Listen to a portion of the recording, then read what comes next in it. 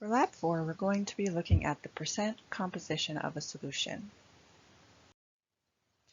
Let's start by looking at the definition of a solution. So a solution consists of two parts. It consists of a solute and a solvent. The solute is the substance that is present in lesser amount, and it is usually the substance that is dissolved in the solvent. An example of this would be in the lab today, for instance. We're taking table salt, sodium chloride, and dissolving it in water. So the sodium chloride would be the solute because it's going to be present in lesser amount than the water, and because it is the substance that is dissolved. Looking at the definition of solvent, it is present in greater amount, and it is usually the medium in which the solute is dissolved in. So for today's lab, the solution consists of two parts: sodium chloride, table salt, mixed with H2O, water. So the sodium chloride is the solute and the water is the solvent. It's important to know the definitions of solute and solvent to do some of the calculations later on in this lab. So let's start with the data, because we need the data in order to do the calculations. So initially what we're doing is we're taking a beaker, you can see in the first picture, that is clean, dry, and empty, and we also have a watch glass on top of the beaker. So we need the mass of both the beaker and the watch glass when they are clean, dry, and empty. So that mass is 140.8. Next, we take a 10 milliliter graduated cylinder and we add the solution to it. So we just looked at the definition of the solution, and it's the solute plus the solvent. So in this case, our solution for this lab is just salt water.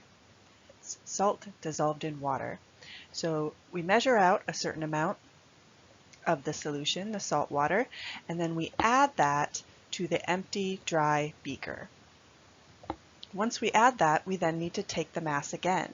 So this mass of 153.1 grams, that is the mass of the beaker, the watch glass, and the solution.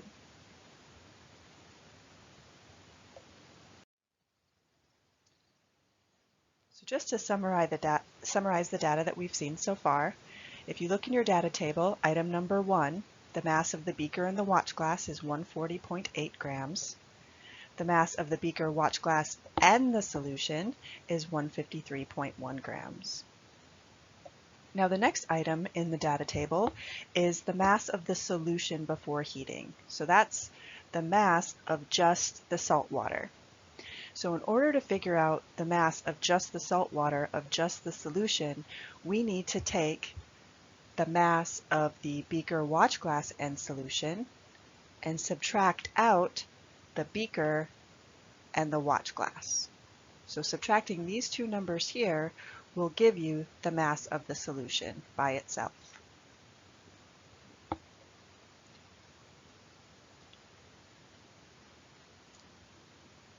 Remember, the solution is the sodium chloride with the water in it.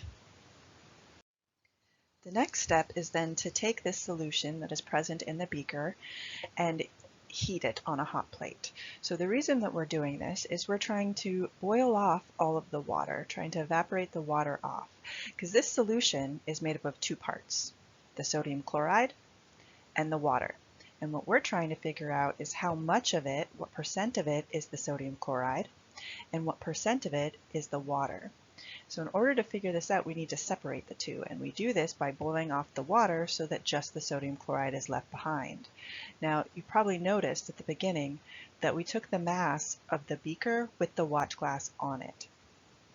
So the reason we need a watch glass is because once we start heating this, we're going to be heating it kind of at a high temperature. And so the watch glass is to help prevent any of the sodium chloride from coming out of the beaker. So as you can see here, you can probably hear it as well, there's some popping going on. So any of the sodium chloride will be stuck to the top of this watch glass, and then the water will evaporate out of the small opening that we left in the beaker. We know when it's done when there's absolutely no water, no condensation of any sort, and just the solid remaining behind.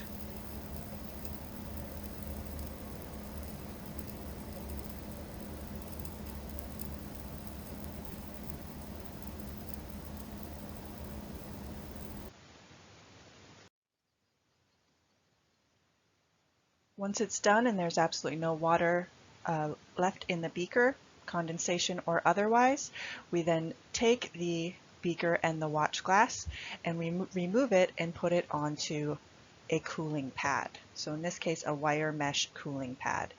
You can see in this picture behind there is a beaker tongs behind it. So we used that to remove the beaker from the hot plate so we weren't touching it with our hands. You can see all that's left in this beaker is a white solid. That's the sodium chloride. And then of course we have the watch glass cooling as well, upside down so that we're not disturbing any of the sodium chloride that might be present on this watch glass. So what we have now isolated is the sodium chloride, which is the solute portion of the solution.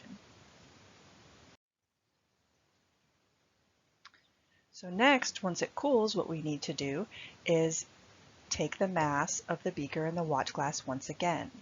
Now you'll notice in your lab manual you have a first mass after heating and you have a second mass after heating because the directions say heat it up, let it cool, take the temp, and then heat it up again. Well, you can go ahead and cross out item number 4 on the data table, the first mass after heating, because we're just going to take the second mass after heating. So we made sure to get all the water off the first time. So this will be our second mass after heating, 141.5 grams. Notice we masked the beaker and the watch glass. You can actually see on the watch glass there is some white solid. So it's a good thing we had it on there or we would have lost some of the sodium chloride. Next, you need to use this second mass after heating to figure out the mass of just the sodium chloride by itself. So how can we do that? Well, the mass that you see before you, the 141.5 grams, that's the mass of the beaker, the watch glass, and the salt. So we need to once again subtract out the beaker and watch glass. So you'll use the mass of just the beaker and the watch glass, which is item number 1 in your data table, 140.8, and so now you'll subtract these two so that you're taking the beaker and watch glass out of the equation and left with just the mass of the sodium chloride, that white solid.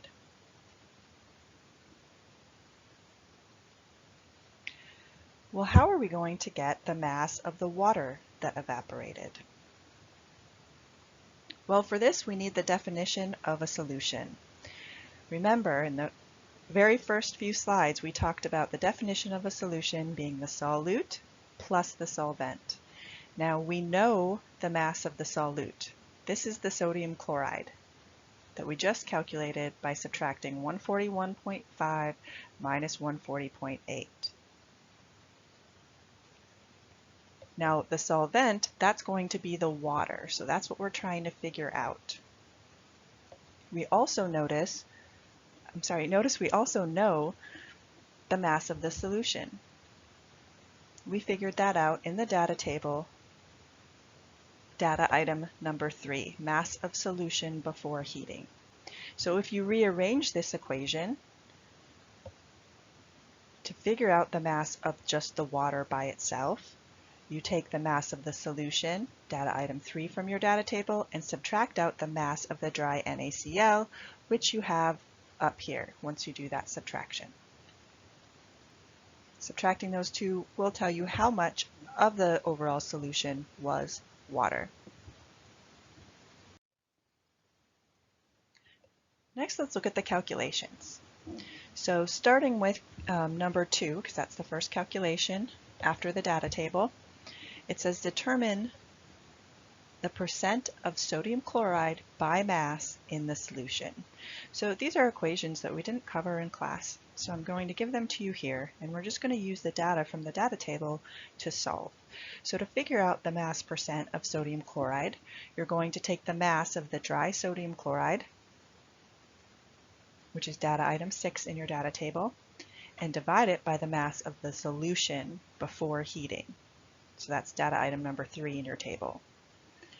Then multiply it by 100 to get it in a percent. So this will give you the mass percent of just the sodium chloride. Now for number 3, you're doing the same thing, except for they want to know, okay, well, what percent is just water? So to do that, it's the same type of calculation, except for in the numerator, you're going to put the mass of the water that was evaporated. And you're dividing by the mass of solution once again, like you did in the previous one. Multiplying it by 100 gets it in a percent.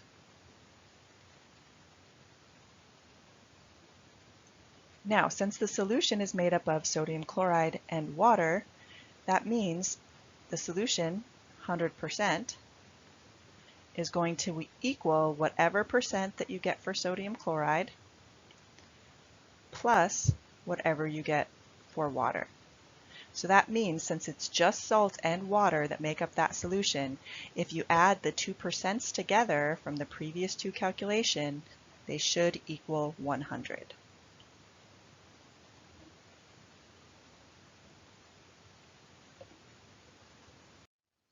Moving on to number 5, it's asking us to calculate the volume of water that was evaporated, and it gives us the density of water. So we haven't talked about density since chapter 1. So a quick reminder, the equation to solve for density is mass divided by volume. When we used this equation and needed to rearrange it back in chapter 1, we used what we called the density triangle, where we have D, M for mass, and then V for volume. The vertical line represents multiplication, and the horizontal line represents division.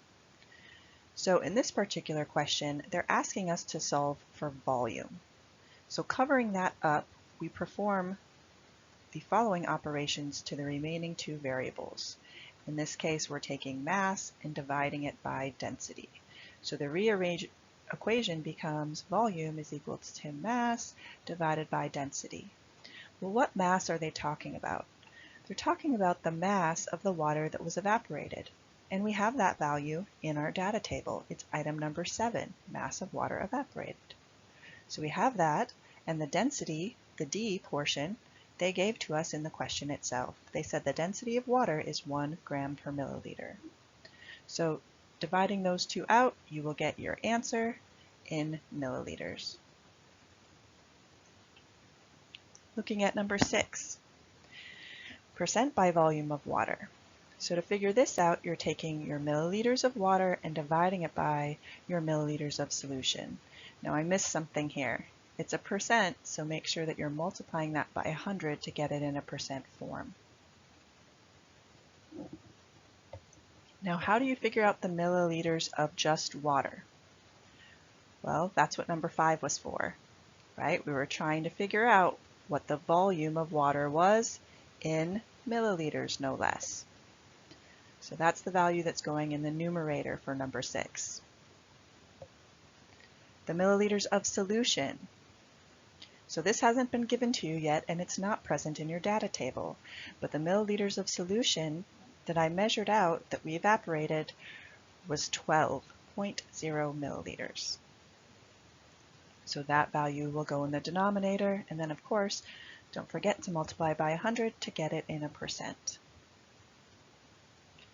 Number 7 is a concept question that's asking you to compare the percent by mass and the percent by volume of water to see if they're the same. What might help you figure out if they should be the same or not will be the density of water. Since the density of water is 1 gram per every 1 milliliter, that should tell you if the percent by mass, grams, and the percent by volume, milliliters, should be the same.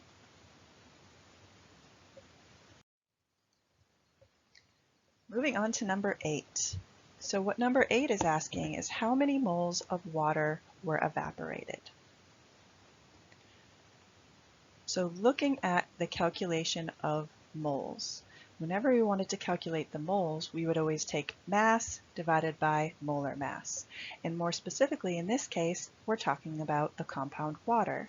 So we want to take the mass of water, which we have, once again, from our data table, item number 7, and we're going to divide it by the molar mass of water. Now, the molar mass of water is not given to you, so you'll need to calculate that using the chemical formula. So a quick refresher, you want to make a list of all atoms present, then you'll use the subscript to tell you how many atoms of each. So we have 2 hydrogens and 1 oxygen. And then next, look up their masses on the periodic table and plug them in here, and then add that together for the total molar mass.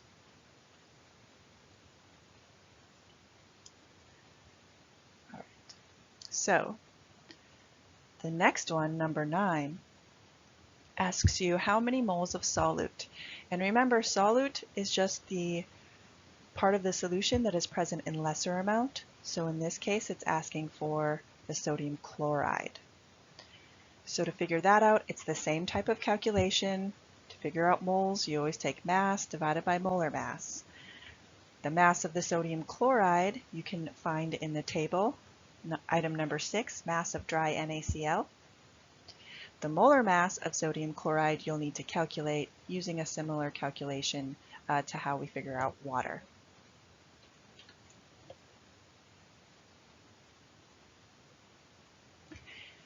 Number 10 has 3 parts, A, B, and C. So this is going to be a bonus question. So it has nothing to do, I shouldn't say nothing to do, it's basically saying that if you had 5 liters of this solution instead of the 12 milliliters that we used, how many grams of sodium chloride would you need to get the same concentration that we had here? How many grams of water would you need to get the same concentration that we have here? And how many liters of water? So go ahead and give that a try, and there will be bonus points for that question. Moving on to numbers 11 and 12, they are both concept questions. So I'll leave you to answer those on your own. And then notice it jumps to number 14. Okay, there is no number 13, so that was just an error in the lab manual itself. So I do want to talk about number 14 a little bit. Number 14 is asking about mole concepts, mole ratios. Okay, so the first question says, in 1 mole of sodium chloride, how many moles of sodium are present? So to figure this out, what we're doing is we're going to be using the subscripts. So more specifically, say you had 1 formula unit of sodium chloride. So you had 1 NaCl. Well, what is that 1 NaCl made up of? Well, it's made up of 1 sodium and 1 chlorine. So, okay, let's say you had 5 instead. Well, how many sodiums are present in 5 sodium chlorides? Well, you would take the coefficient in front and multiply it by the subscript. So I would need 5 sodiums and 5 chlorines to make up 5 sodium chloride molecules. Okay, let's say you had something else. So I'm going to give a different example. Say you had C2H6.